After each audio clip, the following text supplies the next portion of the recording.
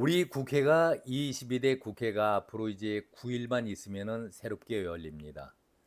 어제 제가 우리와 스웨덴 의회와의 차이점, 자세하지는 않지만 그래도 몇 가지를 나눠서 말씀을 드린 바 있습니다.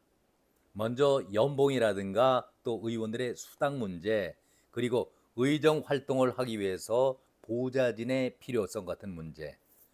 우리는 9명의 보좌관을 두고 있는데 스웨덴은 당에서 보내준 보좌관 1명이 의원 5명 내지 6명을 보좌하고 있다. 이런 말씀도 드린 바 있었습니다. 그리고 후원 제도는 우리 경우에는 1년에 1억 5천만 원까지 후원금을 받을 수가 있는데 스웨덴은 그런 제도가 없다. 우리는 선거해를 맞이하게 되면 3억 원을 또 받을 수가 있겠고 출판 기념회를 통해서 무한정이죠. 정확한 금액을 알 수가 없을 정도로 출판 기념회를 통해서 또 수익을 올리고 있습니다. 아무튼 이런저런 문제와 함께 교통 문제, 스웨덴은 대부분이 대중교통을 이용하고 있다. 그런 말씀을 드렸습니다.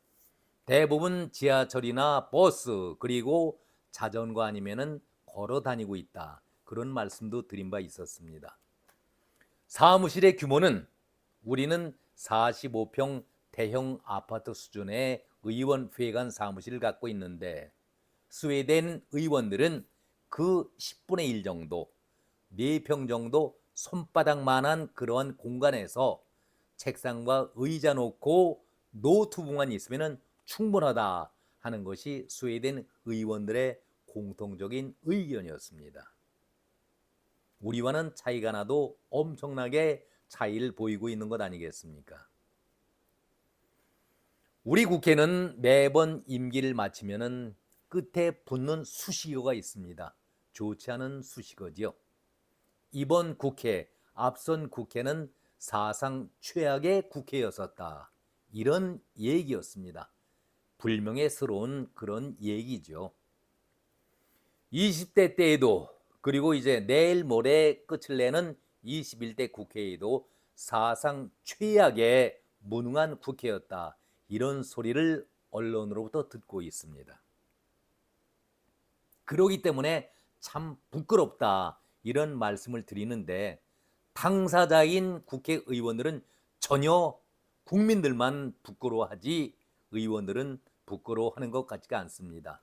의원들의 옷에는 항상 옷을 갈아입어도 배지는 달고 나오는 것을 볼 때에 의원들은 늘 자랑스러운 의원들이다. 그렇게 생각하는 모양입니다. 깜나라 조진국 시간입니다. 국민이 무섭다는 것을 보여줘야 한다. 국민 무서운 것을 모르면 회초리를 치고 회초리로도 안 된다면 몽둥이로 때려서라도 정신을 차리게 해야 한다. 주인을 그래야 배반하지 않는다. 맞는 말이죠. 누가 한 얘기인지 알고 계시죠?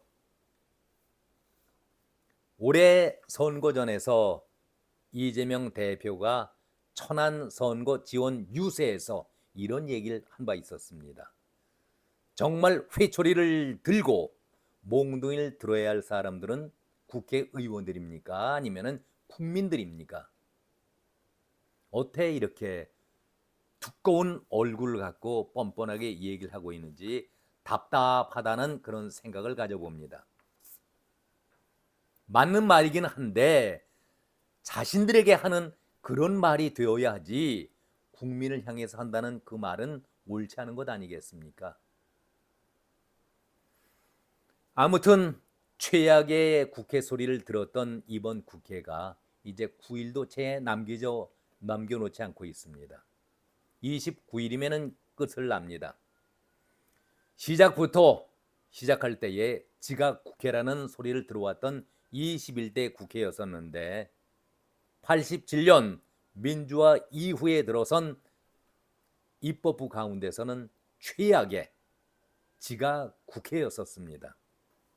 한 달 보름 이상 47일 동안 공백을 보였었으니까 한 달 보름 이상 일도 안 하고 봉급은 또박또박 받았던 그런 의원들이었습니다. 정말 우리 국회가 이래도 되는가 탄식의 소리가 나오고 있는 겁니다. 그러면서 국회의원들은 1년에 두어 번 정도는 반드시 해외 연수라는 이름으로 해외 출장을 다닙니다. 도대체 나가서 무엇을 보고 배워보는지, 어제 저희가 스웨덴 의회의 활동 상황 그리고 우리 국회를 비교하면서 말씀을 드린 바 있었는데 아주 단편적인 얘기만 전해드렸지만은 부끄러운 일 아니겠습니까? 다음 달 새롭게 열리는 국회에 대해서 국민들은 얼마만큼 기대를 하고 있을까요? 달라지리라 생각하고 있는 국민들은 거의 아마 없을 겁니다. 더 나아질 것이 없다. 더 암울하다. 기대할 것이 없다. 더 이상 최악으로 떨어지지만 않았으면 좋겠다. 우려와 걱정들을 하고 있는 것 아니겠습니까? 아무튼 지난 4년 이제 국회가 문을 닫게 되는데 지난 4년을 한번 돌아보면서 21대 국회의 반면 교사로 삼고 싶은 생각입니다. 이번 국회는 그야말로 탄핵이 난무했던 그런 국회 아니었습니까?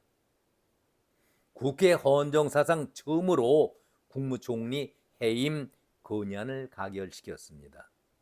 한덕수 국무총리. 그리고 이보다 앞서서 작년 2월이었었죠.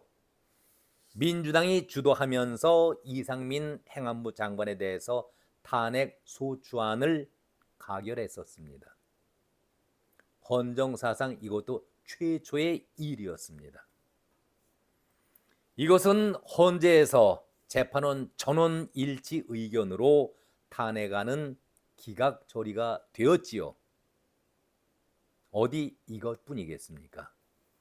이런 탄핵 소추안을 내고서 힘으로 밀어붙여서 행정 공백을 장기간 이루게 했다라고 하면은 책임을 누군가 져야 될 것 아니겠습니까? 그런데 아무 말이 없습니다.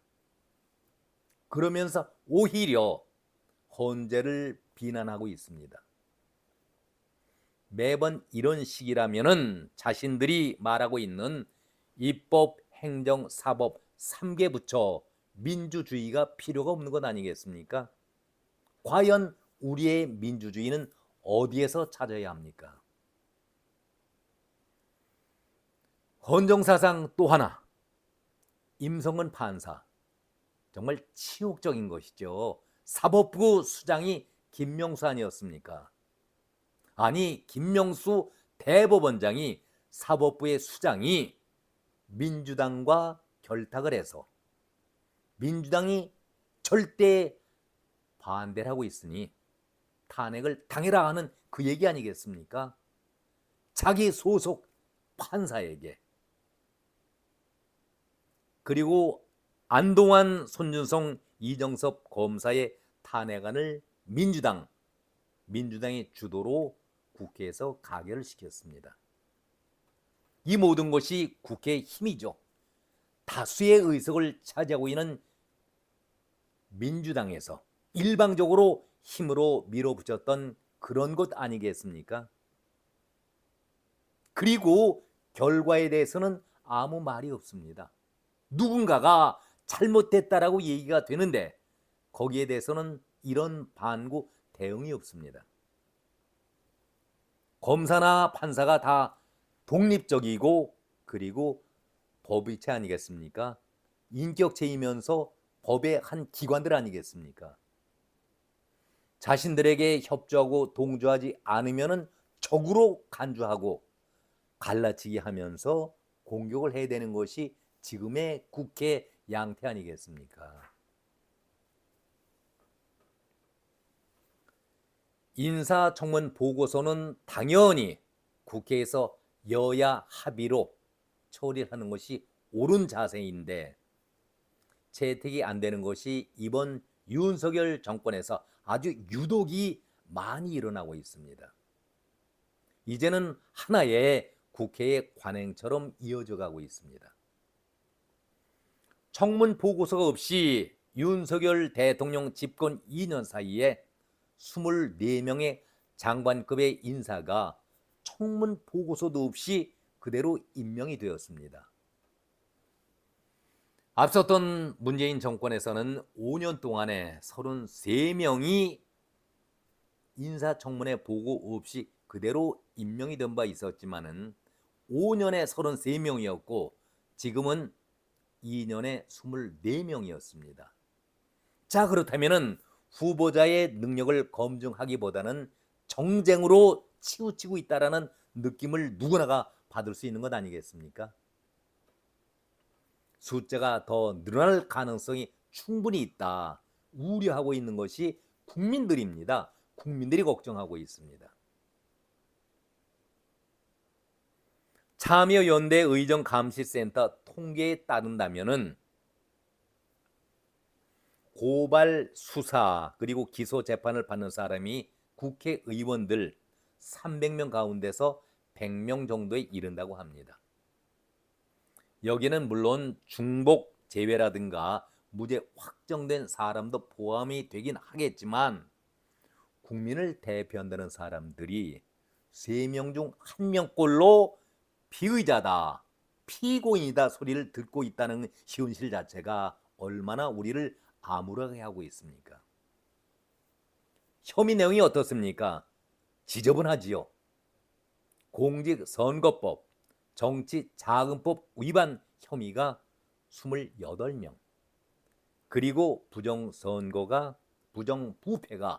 부정부패입니다. 부정선거가 아니라 35명. 당선 상실형을 받아서 의원직을 잃었던 사람들이 서로 감싸서 8명밖에 나오질 않았었습니다. 그러니까 재판을 받더라도 거의 모두가 4년의 임기를 채운다. 이런 양태 아니겠습니까? 우리 보통 사람들은 무죄 추정의 원칙이라는 걸 듣기만 했지 한 번도 실천할 수 있는 용기들이 없습니다.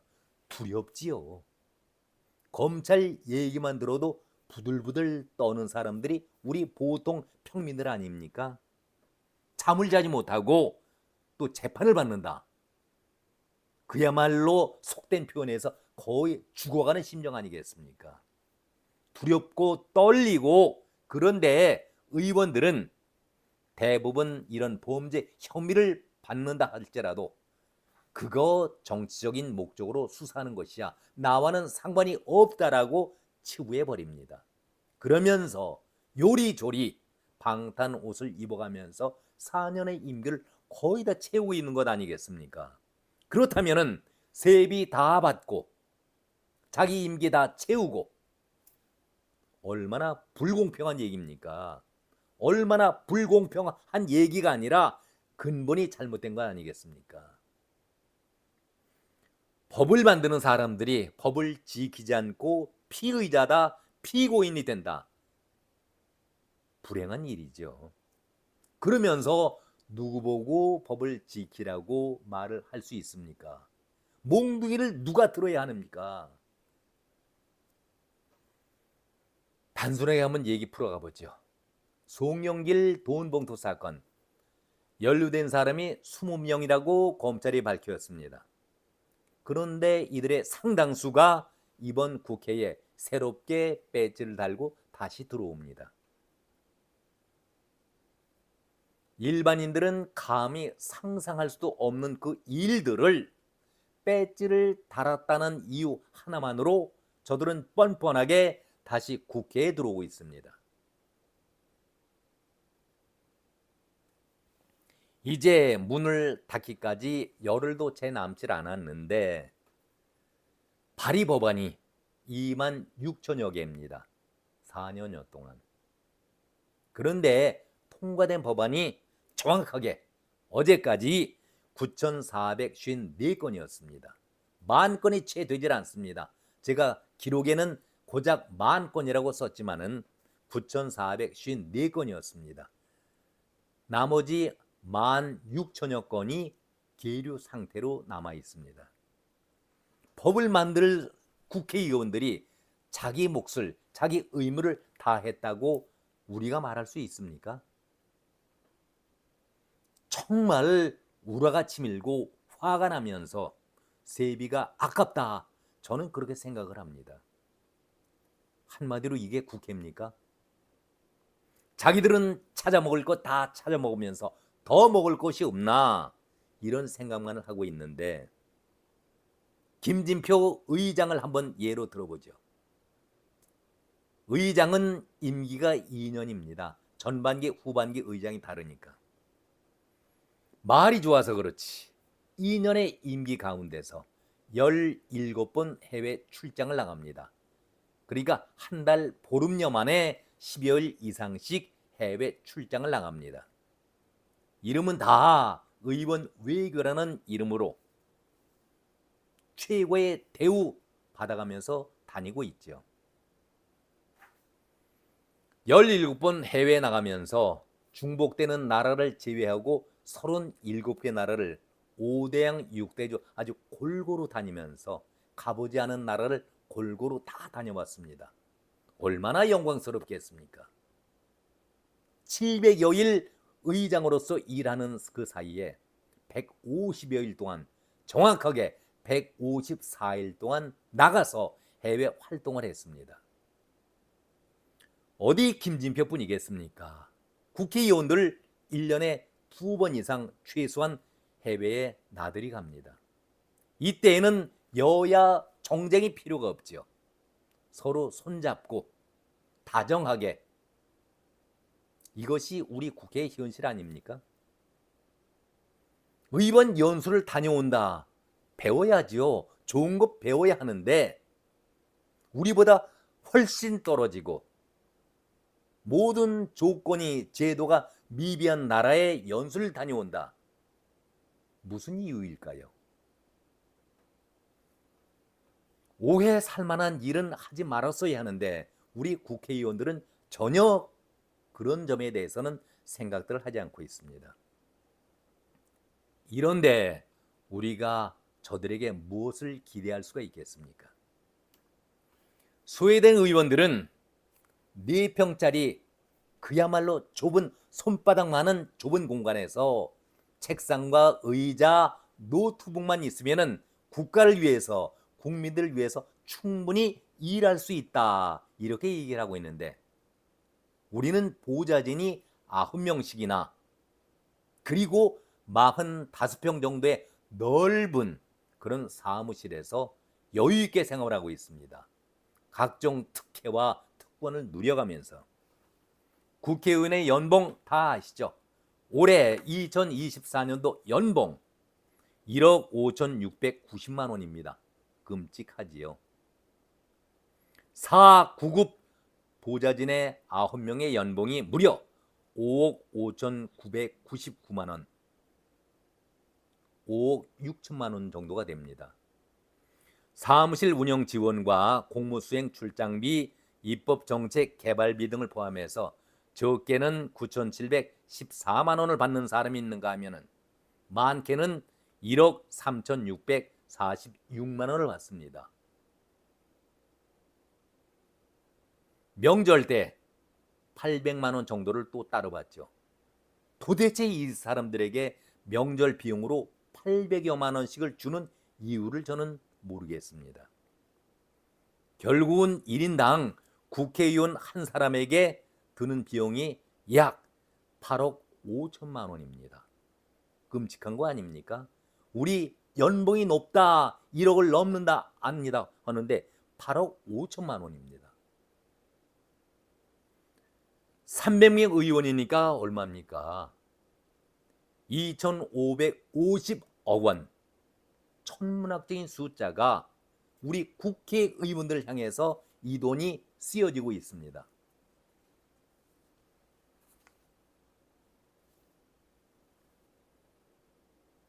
스웨덴은 출근하지 않으면은 그만큼 출근하지 않은 것을 공제를 한다고 합니다.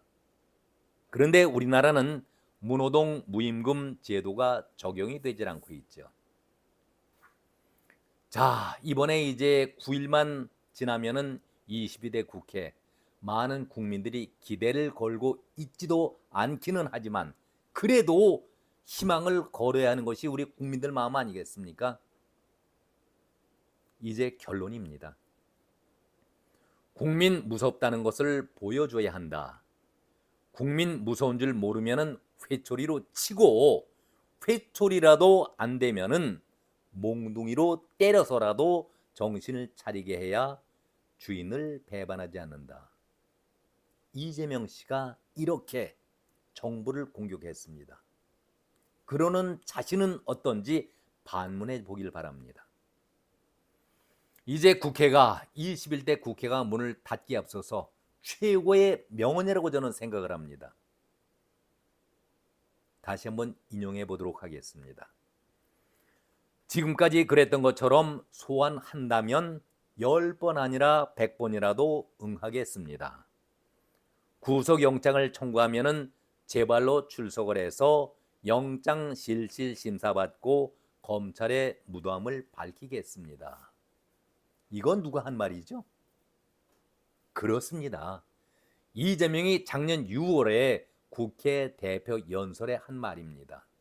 그런데 3개월 후에는 어떠한 결과를 빚었습니까?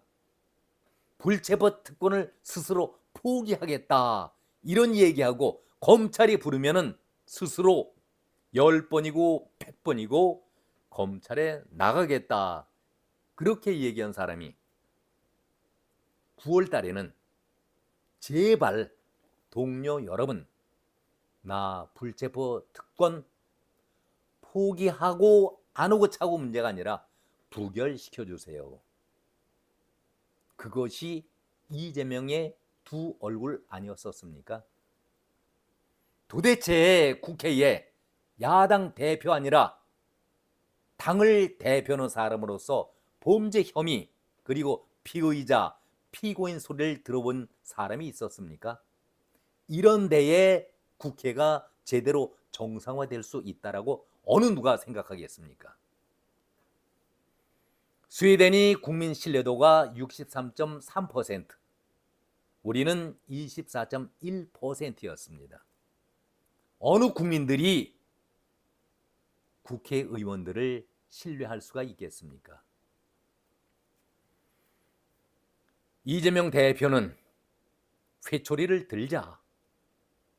회초리가 아니라면 몽둥이라도 들어서 주인이 배반하지 못하도록 내리쳐야 한다. 이렇게 얘기를 하고 있습니다.